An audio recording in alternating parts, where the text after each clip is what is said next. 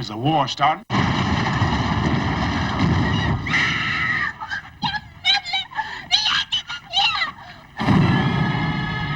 It's the movie of movies, people say, taking it as the highest moment in the career of Hollywood, the perfect flower of that age and empire.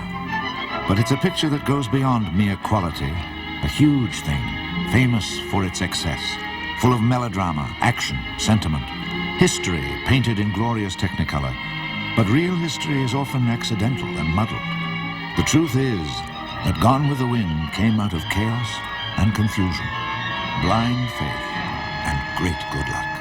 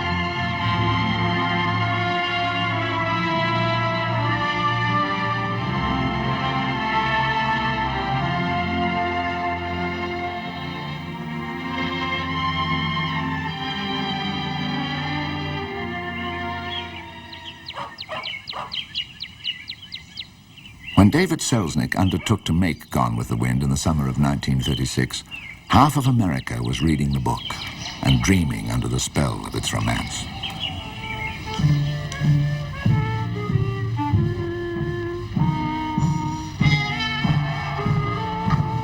It was a country still waiting for the Depression to end and doing its best not to notice a world of small wars and impending disasters, of cruelty, despair, tyrants, and tragedy.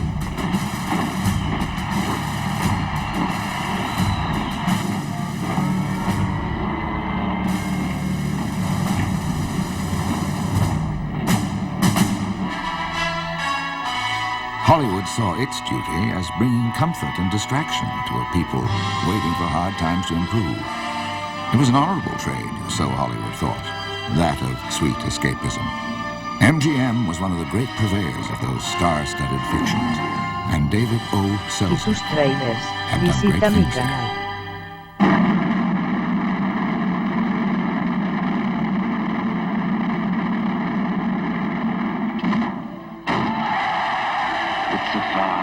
Better thing I do than I have ever done.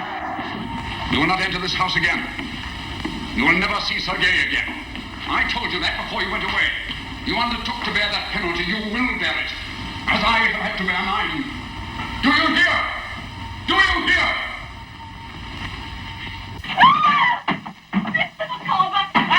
This is your papa. So relentlessly pursued, on area and housetop, and vice versa, I have thwarted the malevolent machinations of our perilous enemies.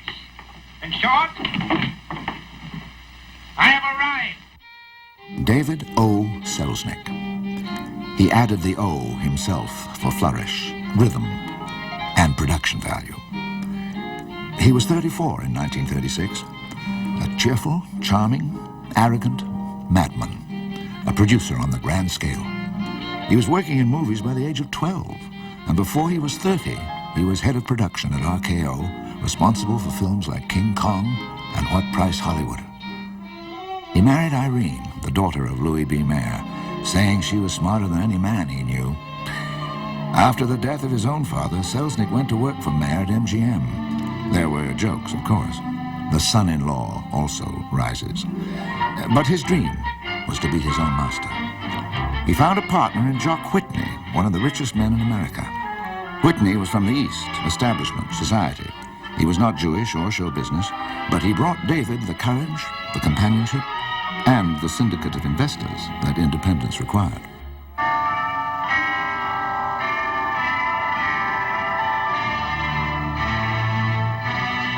In 1935, he made the break. He went only a few hundred yards east of MGM to the old RKO Pathé lot, but it was his studio now. He wanted material of quality, the best stars and directors. So this time must be very tender, very earnest, and very sincere, and rather quiet. You all ready, Duke? Ready, Mr. All right, roll it. So are you, lovely. He made the original Star is Born here, The Garden of Allah, The Prisoner of Zenda, and others. Not too many pictures, but every one like a Rolls Royce. I went ahead and made Gone with the Wind according to my own lights. I was told by the most important people in the business that no independent company could hope to achieve the result that I was after. And I replied, only an independent company could hope to achieve such a result, that it was impossible in a factory. He wanted to control everything. He browbeat his staff with memos, nagging at every detail, second-guessing his own hunches. The arrogance, the energy, and the instinct were inherited from his father, Louis J., a motion picture pioneer who brought up his sons in the business. Taught these boys to be profligate. And at the age of 20, Myron Selznick was getting an allowance of $1,000 a week when bread was 5 cents a loaf. He gave David $750 a week and said to him, spend it, always be broke. When Louis J. Selznick went broke himself, the sons blamed it on the power of the studios. Myron sought revenge. He invented the role of the agent and began to bleed the studios of their money. David sought to redeem the family name and make his own with great films. And the greatest is a story of going broke, but refusing to accept defeat. As God is my witness. As God is my witness, they're not going to lick me. I'm going to live through this, and when it's all over, I'll never be hungry again. No, nor any of my folk. If I have to lie, steal, cheat, or kill, as God is my witness, I'll never be hungry again.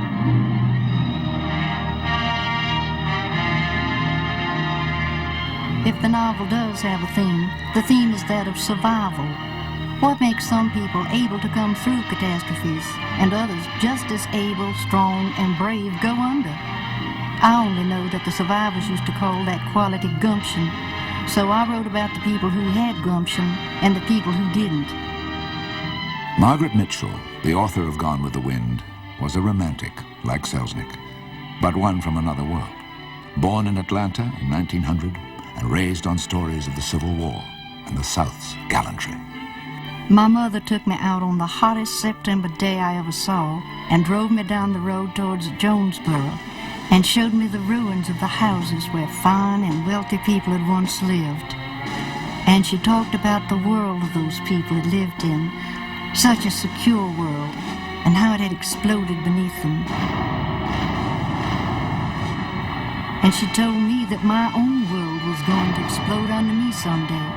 And God help me if I didn't have some weapon to meet the new world. So for God's sake, go to school and learn something that will stay with you.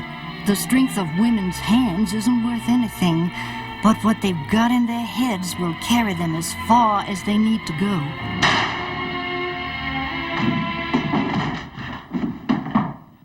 She grew up steeped in the history of the Old South, but Peggy Mitchell was a child of the 20s, a tomboy, a flapper, a daredevil journalist on the Atlanta Journal, ready to feed an elephant, shin up the side of a building, or interview Rudolph Valentino. Inventive, humorous, a center of attention. Now, isn't this better than sitting at a table? The girl hasn't got but two sides to her at a table. Like Scarlett, Peggy was drawn to opposites in men. She married a wild young charmer named Red, an athlete. But he drank so much she divorced him tráilers. and married his best Visita man mi instead, canal. John Marsh.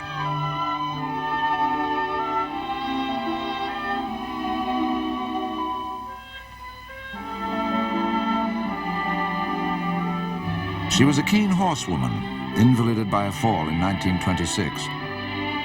And while she convalesced, she began to write a novel. She called her heroine Pansy O'Hara, and she continued to write her book off and on for the next 10 years. She never expected it to be printed, but when a man from Macmillan came to town, she reluctantly let him see the manuscript. He said he wanted to publish it, but he didn't like the heroine's name, so together they decided on Scarlet. Gone with the Wind was brought to my attention by Annie Laurie Williams, who represented Macmillan and Company for the sale of picture rights. So I read the book and I just thought it was absolutely wonderful. And I worked, as we all know, for David Selznick, and I was responsible for calling to his attention important material. So I called it to his attention. Val Luton was the Selznick story editor. So we sent him a copy of the book as soon as we'd gotten it. And he came rushing into Mr. Selznick's office. And he said to him, "Mr. Selznick, this is nothing but a piece of ponderous trash. You're going to make the biggest mistake of your life if you try to film it. It's impossible." May 25th, 1936. To Kay Brown. I've gone over and carefully thought about Gone with the Wind. If we had under contract a woman ideally suited to the lead, I'd probably be more inclined to buy it than I am today. Most sorry to have to say no in face of your enthusiasm for this story. So he said to me rather impolitely that to pay $50,000 for a book that the author of which nobody had ever heard of was crazy, and was I crazy? No, I said I wasn't crazy at all. He was the crazy one. But Kay Brown now appealed to Jock Whitney. And so Jock said, "All right, I'll buy it for you, Kay. We'll give it to Pioneer." So I said, "Okay, let's do that. We better tell Selznick, though." And so we told Selznick, and I'm sure that was the reason. He didn't want Pioneer to buy it, which was the other half of our company. July 6, 1936. If you can close Gone with the Wind for $50,000, do so. Cannot see my way clear to paying more than $50,000. Kay Brown closed the deal on July the 6th, the week the book was published. Selznick took a copy on vacation to Hawaii, where finally he read it and began to ponder the problems. How could 1,037 pages be reduced to a manageable movie? One thing was settled immediately. Selznick's friend, George Cukor, was selected as the director. David Selznick and I looked a little like each other. We really weren't very proud of that, either of us. And once I said to Mrs. Selznick, "You know that David and I are constantly being mistaken for each other." And she said, "Oh, well, I don't think you look like each other." So I said, "My mother doesn't like it either." Cukor had already made 5 films for David Selznick, including Bill of Divorcement, Dinner at 8, and David Copperfield.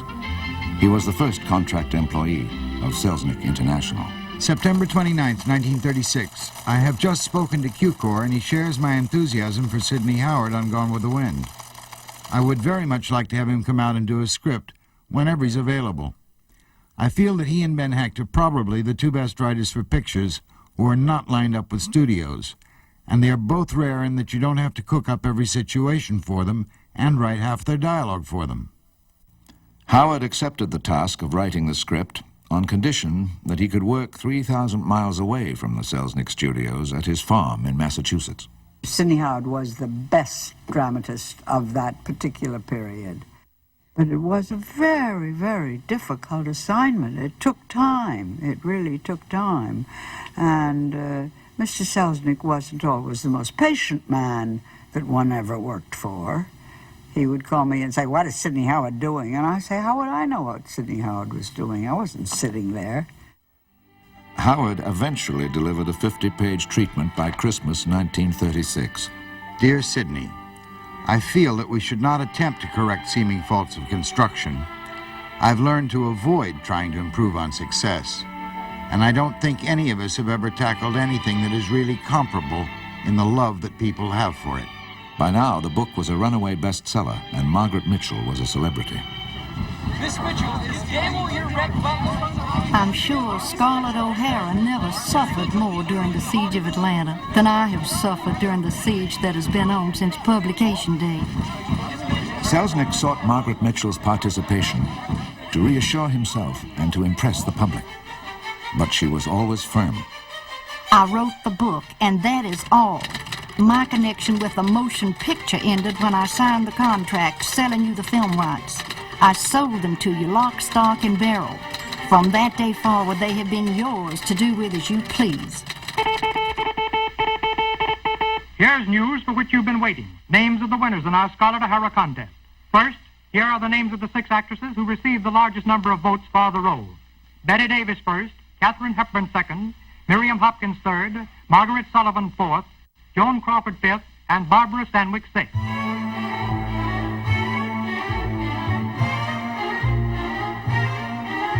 Casting the picture became a national obsession. Vogue magazine made a composite image of the ideal Scarlett from photos of the leading contenders. Letters poured in from the public. 121 actresses were recommended in these letters. Crazy suggestions, some of them, some intriguing. Zazu Pitts, Mae West, Clara Bow, Lucille Ball. There was even one gentleman from New Zealand who recommended Vivian Leigh.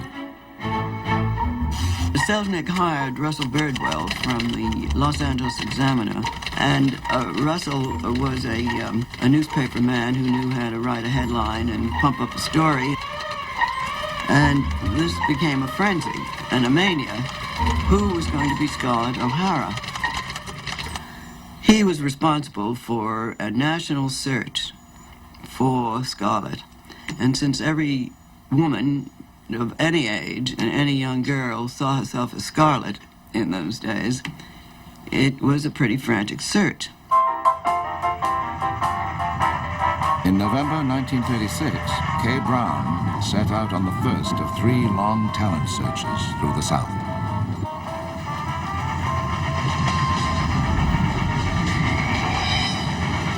The bells turned out in droves. For the most part, they were all healthy mothers who should have stayed in Baltimore.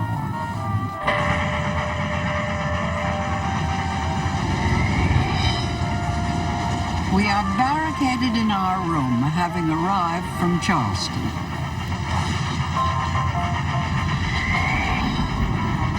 Dear David, I thought I did a bit of work in New York, but it's child's play to the madhouse through which we have just gone. On Friday, we held open auditions in Atlanta, and there were at least 500 people there. We saw every Miss Atlanta for 20 years back. How's you all, honey child? We're done in. In the meantime, in Hollywood, many, many women of some stature also saw themselves as Scarlett, and the tests were made endlessly. Tallulah Bankhead, a Southerner and sometime friend of Jock Whitney, was the first of the 32 actresses who did screen tests for the part. What is it? I love you. I'm in love with you, Ashley. I love you. I love you. I love you. David Selznick was a publicity genius. I love you. He knew the search for Scarlett would be a grand entertainment and a way of keeping public interest alive in a film which as yet he had neither the money, the script, nor the nerve to make. I'm in love with you, Ashley. So if he couldn't find a Scarlett, what about Rhett? Selznick had tried to sell himself on Ronald Colman, Gary Cooper, Errol Flynn, but here the public was unanimous. There was only one person who could play Rhett Butler. Everyone who read the book was convinced that it had to be Clark Gable. Oh, you like my electrical personality, huh? No, nothing as obvious as that. I think you have a very remarkable brain. However, he was numero uno hot stuff on the Metro lot, their biggest box office star, and they were not in the habit at Metro of lending their superior stock. It was a profound embarrassment for Selznick, who could only get Gable by begging first and then paying through the nose. Yet he still clung to two hopes: that the movie could be made for $1.5 million, and that he could make it without any help from his father-in-law, Louis B. Mayer. Must regretfully inform you that chances of getting Gable are practically nil, if not, in fact, actually non-existent. Sidney Howard delivered his first draft of the script by the end of February 1937. It was the script for a 5.5-hour movie. It would have to be cut, and Howard reluctantly agreed to come out to Los Angeles for the revisions. He arrived on the 1st of April to discover that Selznick was entirely preoccupied by problems on The Prisoner of Zenda. On April the 14th, Howard wrote to his wife. They asked me some days ago to write a ballroom love scene for the Zenda script, and I wrote one. I'll dance with no one but you tonight, lady. And I dance only as my king commands. Then your king commands. Last night, Selznick said, "Could you let me see a rewrite on that ballroom scene?" "Sure," says I. "How do you want it rewritten?" "I don't know," says he. "I haven't read it yet." And 2 weeks later, in another letter, This fellow Selznick was born with no sense of how to organize his time. His troubles with Zenda are still continuing unabated. He's not had time to read my script, and has read the book only very hastily. In the 5 weeks that I have been here, I have pretty much wasted my time completely. it was not until July that Selznick finally got down to work on the script with Howard and Cukor. By August the 5th, they had a new draft, 15 pages longer than the original. It dawned on Selznick that this was not one ordinary movie, but two giant ones put together. It called for long-term planning. In 1937, DOS made a very important decision as far as making Gone with the Wind was concerned. He hired William Cameron Menzies as the production designer. Bill was an absolute genius. We need a man of Menzies' talent and enormous experience on the sets of this picture and on its physical production. I hope to have it prepared almost down to the last camera angle before we start shooting, because really thorough preparation will save hundreds of thousands of dollars. What I want on this picture, and what has only been done a few times in picture history, is a complete script in sketch form. The whole look of the picture was pretty well dictated by Bill Menzies' storyboards. The sets, the people, they made you absolutely feel what the finished picture was going to look like. A grand old Hollywood rule was applied. Film it on the back lot. The marvels of trick photography would stand in for the South. Indeed, Selznick never saw the South until the premiere of the picture. But Cukor and his team went there to meet Margaret Mitchell, to take photographs, to scout, and bring back the knowledge, the look, and the flavor to California. They hired Wilbur Kurtz, a Georgia historian and a friend of Margaret Mitchell. He set to work with Menzies and art director Lyle Wheeler on the design and construction of an Old South which would meet the demands of historical accuracy and Hollywood magic. 12 Oaks is pure fiction. Well, there never was such a place in Clayton County. However, the story writers demanded at least one glimpse of the traditional moonlight and magnolia atmosphere of the Old South. Hence, those gorgeous interiors and an atmosphere of opulence that would make a Clayton County farmer rub his eyes. As for Tara, they listened closely to my explanation of rural architecture in North Georgia, but since Tara was also on the fictional side, they indicated that the house should be warmed up a bit. It was early in 1938. A whole year had passed since Sidney Howard had presented his first script. Selznick was finally ready to face the task of cutting it down. It was frustrating work, and as yet, not one principal part had been cast. I seem to have made tests of everybody. I don't remember the people who didn't make tests. They were varied and different, and some were excelled in one scene and some in the other. Quiet, Steve. All right now. Light a candle. Camera! You insulted me, Nellie Wilkes, and you made Ashley and the others insult me. You know he wouldn't have gone home so soon if you hadn't dragged him. Oh, I saw you. This is one scene that never made it into the picture. Q-Corps was using it to test actresses for Melanie. Balls of fire. So you would have insulted me like everybody else did. Oh, Mercy, I didn't mean to hurt you. Oh, Mercy, no, I didn't mean to hurt you. Why, you're my own sister. Why, My own sister, go on now. you're my own sister, darling. My own Charlie's widow, and I'm sorry you're hurt, my dear. And I'm so sorry you're hurt, my dear. No Melanie impressed in But these I tests, can't meet Governor Bullock or any Republican or any scallywag. but I will one not scarlet meet them in your stayed house in or any other Selznick's house, not mind. even... Paulette Goddard. Not even if I have to be rude. Are you criticizing my friends? Elsewhere in town, another actress had done a rather more extended test. It was a whole film. Julie! Jezebel. In March 1938, Warner Brothers completed their own Southern romance, starring one of the Scarlet favorites, Betty Davis. It wasn't the wind, maybe, but it was a respectable breeze, and it ruffled Selznick's hair. Dear Jack, the picture throughout is permeated with characterizations, attitudes, and scenes, which unfortunately resemble Gone with the Wind. Remember how the fever mist smells in the bottoms, rank and rotten. But you trust that too, because it's part of you, just as I'm part of you, and we'll never let you go. Jack Warner replied immediately. He did thank David for his, quote, splendid interest, unquote. As of June the 4th, 1938, Selznick had spent nearly $400,000 on rights and writers, tests and preparation, and he still had no Scarlet, no Rhett, and no satisfactory script. Being one's own master was getting to be very expensive. May 27th, to Jock Whitney.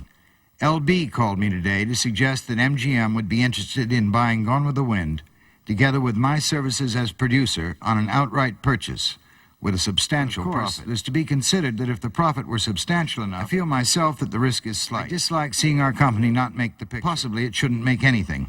I may seem to be arguing both ways. I am. If we make the picture, my hair will turn white. If we sell to Metro, my hair will merely turn gray. Like his father before him, Selznick was a compulsive gambler. There's a nice Hollywood story about him playing roulette at the Clover Club. A friend comes up to him and says, "Look out, David, this wheel is rigged." "I know," says David, "but it's the only game in town." You're an ace-high gambler. I'll give you a chance to get even if you want to. This time, Selznick could not decide whether to take the big gamble, make the film himself, or sell it to MGM. He turned for help to Jock Whitney. David had a nickname for Jock, Strongheart. Time and again it was Whitney who steadied his hand, and now Jock had the answer. Go for it. Why did we set up if we weren't ready to do it ourselves? A new round in the high-stakes game began. But Selznick still needed more money if he was to make the film himself. He needed a Rhett, and the public demanded Gable. So he began new negotiations with MGM.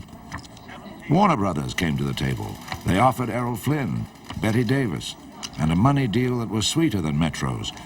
But Betty Davis had had her Southern dance in Jezebel and won an Oscar for it. And Flynn? Well, Flynn was a pale ghost of Gable.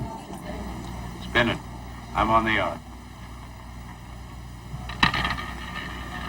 In August 1938, the game came to a climax. MGM would loan Gable and provide half the budget, up to $1.25 million. In return, they got world distribution and half the profits on the picture for 7 years. It was the decisive moment. For once, Selznick won the hand. But MGM won too. Gone with the Wind was the difference between profit and loss in many of the lean years to come.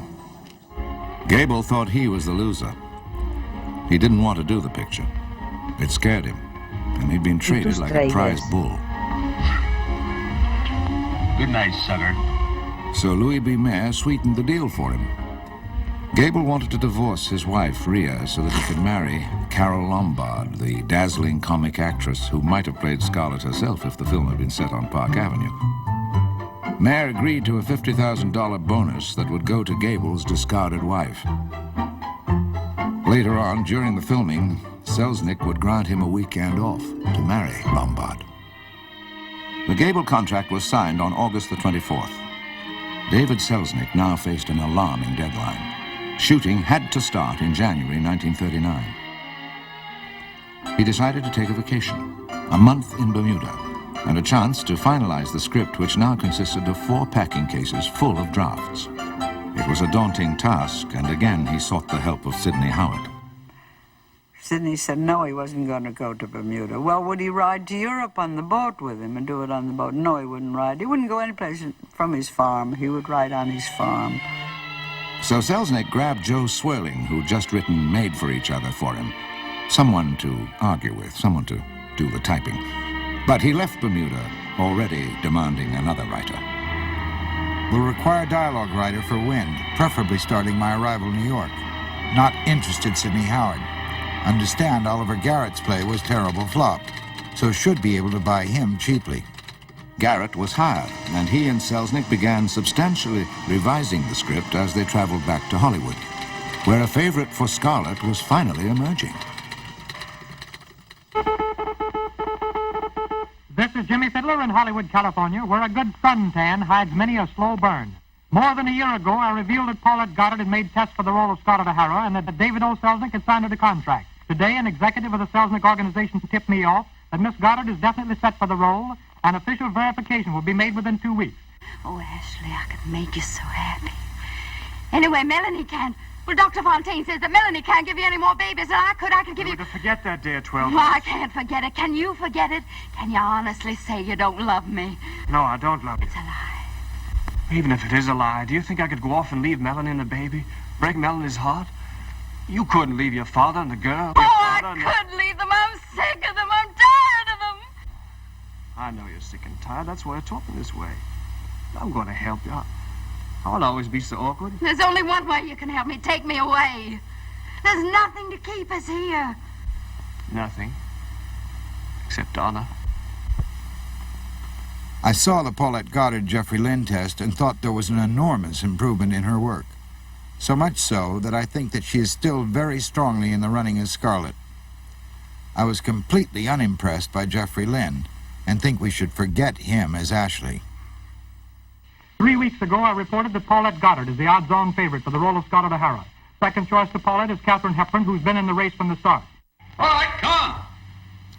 I think Hepburn has 2 strikes against her.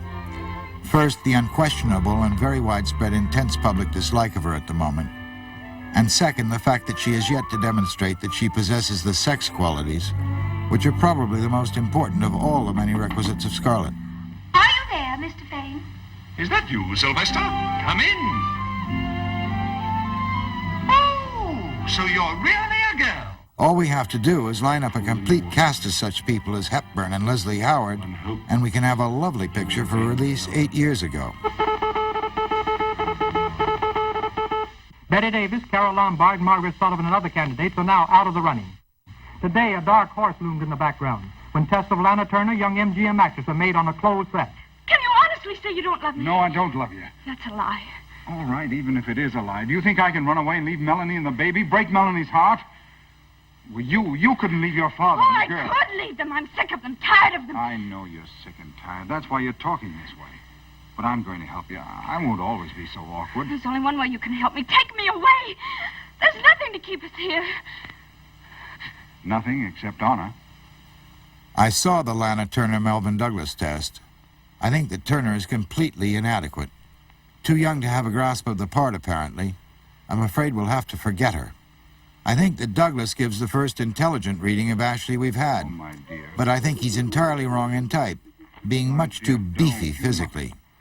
It makes the Leslie Howard matter even more vital and pressing.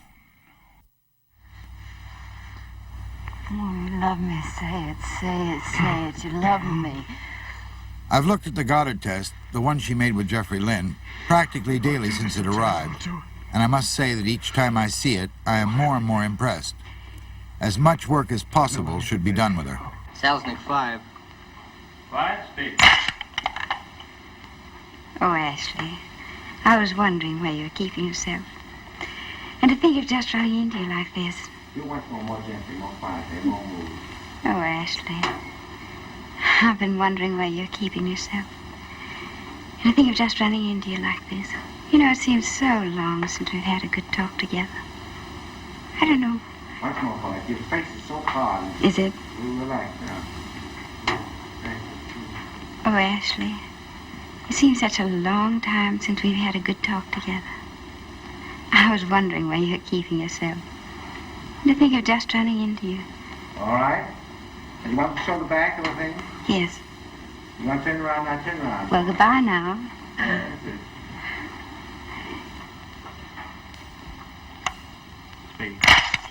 Well, I never fainted in my life. Wouldn't do you no harm if you did faint. If you want to catch your husband, I'll catch your husband. You put on the dress.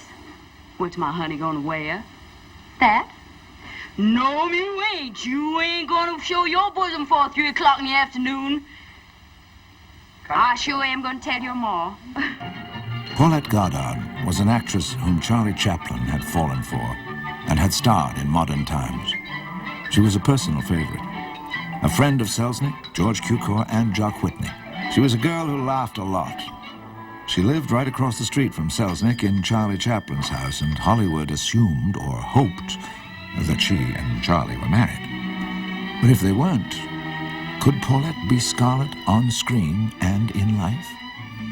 You've seen the picture. You're at a great advantage. Imagine David Selznick's state of mind. After 2 years of hullabaloo and a nationwide search, who's he got for his Scarlett?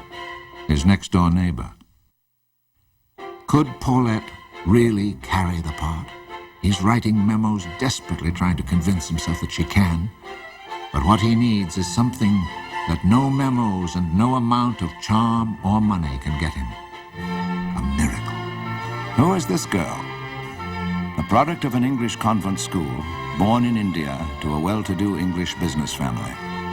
Raised to a life of polite picnics and romping in the cold outdoors. Her name is Vivien Leigh. She's shy of the camera, but sometimes shyness is a mask for a fearful need to pretend. And by the time she's 21, she's a not very successful actress. Oh, yes, the squire has arranged it all. Oh, he has he? Yes. You see, their property, the squire's, and the Armitage property join. And the squire has arranged the match so that the game won't stray. They've had such trouble. Well, I'm blowed. In 1935, she does make a big hit in a play called The Mask of Virtue. And when she reads Gone with the Wind the next year, she's convinced the part of Scarlett is for her. She feels so like Scarlett in her drive and the need to get her own way. She starts to work for the part, never realizing what a long shot she is. Charles Morrison, a Selznick scout, does recommend her in February 1937.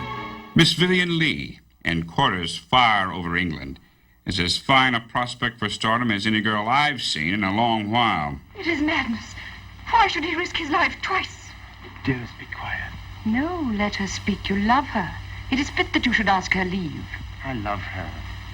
But I will not ask any girl's leave to do what I must. Not if I order it. Michael, speak to me out of your own heart, not because she bids you. Must you go?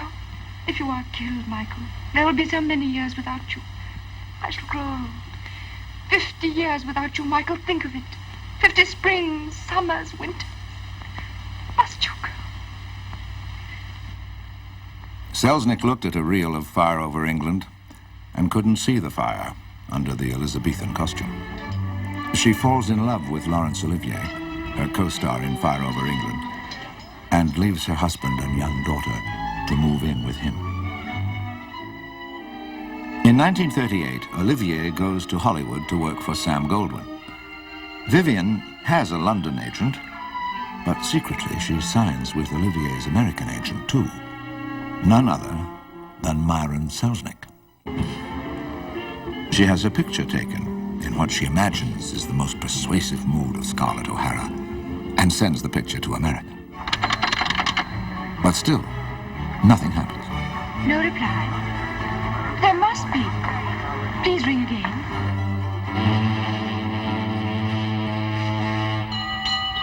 In the fall of 1938, she boards the Queen Mary and sets sail across the Atlantic. On the boat, she reads the book again and memorizes some of Scarlett's speeches. She's in New York by December the 1st, and then she takes a plane to California.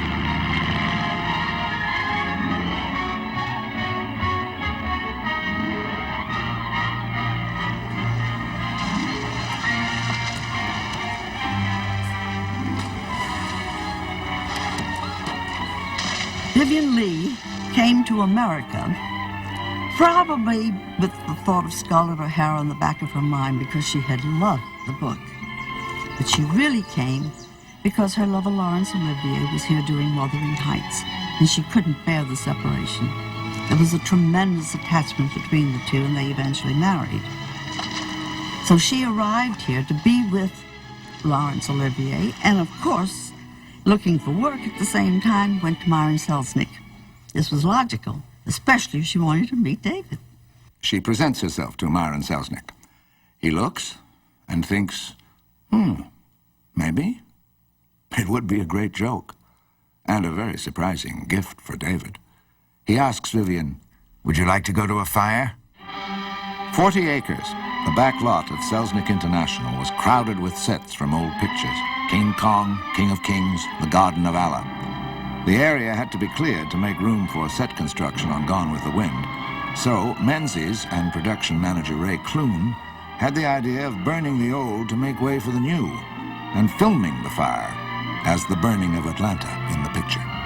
Special effects man Lee Zavitz devised an elaborate system of pipes pumping oil and water through the old sets so the blaze could be raised or lowered at will. Smoke machines were tested and cameras carefully choreographed in endless rehearsals. This was a scene on which there could be no retakes. We finally got to shoot the burning of Atlanta on December 10th, 1938. There were only 7 Technicolor cameras in existence at that time, and we used every one of them. Quiet, please. Quiet on the set. Roll the cameras. Okay, Lee. Light the match. Looks like the whole back lot's going up in flames. I don't know how many fire departments were represented there, but they were from Los Angeles, Culver City, Santa Monica. They all sent equipment there. The telephone company is in for a bad 60 minutes. For the Los Angeles populace, seeing the splendid blaze and the light on the low-hanging clouds, call up to ask where the fire is. Many think it's MGM afire. Oh, this tickled Selznick immensely when he heard it. I brought my own camera so that I could first photograph the first burn. Those people who did their stuff in dumb show while the flames roared were stunt doubles.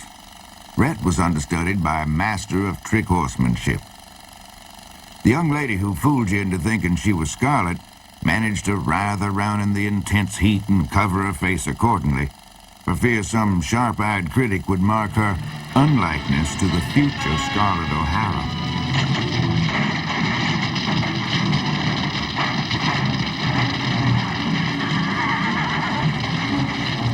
David Selznick loved to give parties, and this was his 4th of July. Director George Cukor was a spectator too that night. It was Bill Menzies who designed and directed this huge set piece. This towering inferno had once been the Great Gate in King Kong. Now it was pulled down by wire cables coupled to a tractor.